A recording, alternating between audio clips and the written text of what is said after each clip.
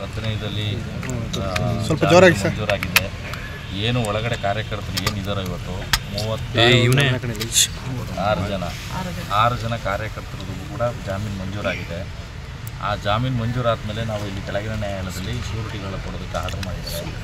2 surety ಮತ್ತು ಎಲ್ಲರ ಆಧಾರ್ ಕಾರ್ಡ್ಗಳನ್ನು ಕೂಡ ಕಂಪಲ್ಸರಿ ಕೊಡಿ ಅಂತ ಆದೇಶ ಆಗಿದೆ. ಈಗ ಆ ಸಮಯ ಮುಗಿದಿದ್ದರಿಂದ ನಾವು ಸೋಮವಾರ ಆ ಆದೇಶನ ಈ ಕೆಳಗಿನ ನ್ಯಾಯಾಲಯದಲ್ಲಿ ಆದೇಶನ ಪಾಲನೆ ಮಾಡಬೇಕಾಗಿದೆ. ಆ ಪಾಲನೆ ಮಾಡಿದ ನಂತರ ನಾರಾಯಣಗೌಡರಾಗ್ಬೋದು, ನಾರಾಯಣಗೌಡ ಕಾರ್ಯಕರ್ತರಾಗ್ಬೋದು, ಎಲ್ಲ ಕಾರ್ಯಕರ್ತರು ಬಿಡುಗಡೆ ಆ ಆದೇಶನ ಮೊದಲು ಪಾಲನೆ ಮಾಡಬೇಕಾಗಿದೆ. ಆದೇಶ ಪಾಲನೆ ಆದಮೇಲೆ ಈ ಕೆಳಗಿನ ನ್ಯಾಯಾಲಯ ಅವ್ರನ್ನ ರಿಲೀಸ್ ಮಾಡೋದಕ್ಕೆ ಆದೇಶ ಮಾಡುತ್ತೆ. ಅಲ್ಲಿ ಗಂಟಲು ಕೂಡ ಇನ್ನೂವರೆಗೂ ನ್ಯಾಯಾಂಗ ಬಂದಿರೋದಿಲ್ಲ. ನಾರಾಯಣಗೌಡರು ಇರ್ತಾರೆ. 2 ಪ್ರಾಪರ್ಟಿ ಶ್ಯೂರಿಟಿ ಹಾಕ್ಬೋದು, ಇಲ್ಲ ಅಂತಂದರೆ ಅಫಿಷಿಯಲ್ ಶ್ಯೂರಿಟಿ ಹಾಕ್ಬೋದು, ಮತ್ತು ಆ ಬಾಂಡ್ ಇರುತ್ತೆ, ಬಾಂಡ್ ಎಕ್ಸಿಕ್ಯೂಟ್ ಮಾಡಿಬಿಟ್ಟು ಅದಾದ ನಂತರ ಅವರು ರಿಲೀಸ್ ಆಗ್ತಾರೆ.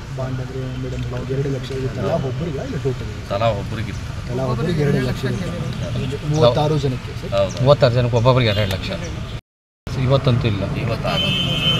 ನ್ಯಾಯಾಲಯದ ಆದೇಶ ಇನ್ನೂ ಬಂದಿಲ್ಲ. ಈಗ ತಾನೇ ಮಾನ್ಯ ನ್ಯಾಯಾಲಯ ಆದೇಶ ಮಾಡೋದು ವಿಳಂಬ ಸಾಧ್ಯ ಇಲ್ಲ, ವಿಳಂಬ ಆಗ್ತದೆ. ಜಾಮೀನು ಮಂಜೂರು ವೇಳೆ ನ್ಯಾಯಾಧೀಶರು ಒಂದು ಪಾಯಿಂಟ್ ಹೇಳಿದ್ರು ನಿಮಗೆ, ಅಂದರೆ ಅಡ್ವಾನ್ಸ್ ಆಗಿ ತಾವು ಟ್ರಯಲ್ ಕೋರ್ಟಲ್ಲಿ ಅರ್ಜಿ ಹಾಕ್ಕೊಂಡಿದ್ರಿ ಅಂತ. ಇಲ್ಲ ಸರ್, ಅದರ ಬಗ್ಗೆ ಅದೆಲ್ಲ ಸುಳ್ಳು. ಅದೆಲ್ಲ ಸುಳ್ಳು.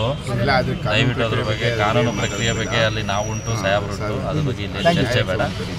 ತಮ್ಮ ಹೆಸರು ಸರ್? ಎಲ್ಲ ರೀತಿ ಸರಿಯಾಗಿ ಆಗಿದೆ.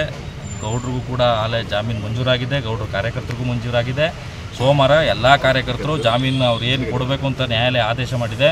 ಆ ಜಾಮೀನು ನಾವು ಕೊಟ್ಟು ಎಲ್ಲ ಕಾರ್ಯಕರ್ತರು ಹೊರಗಡೆ ತಗೊಬರ್ತೀವಿ. ಮತ್ತು ನಾರಾಯಣಗೌಡರು ಹೊರಗಡೆ ಬರ್ತಾರೆ. ಕುಮಾರ್ ಎಲ್ಜಿ.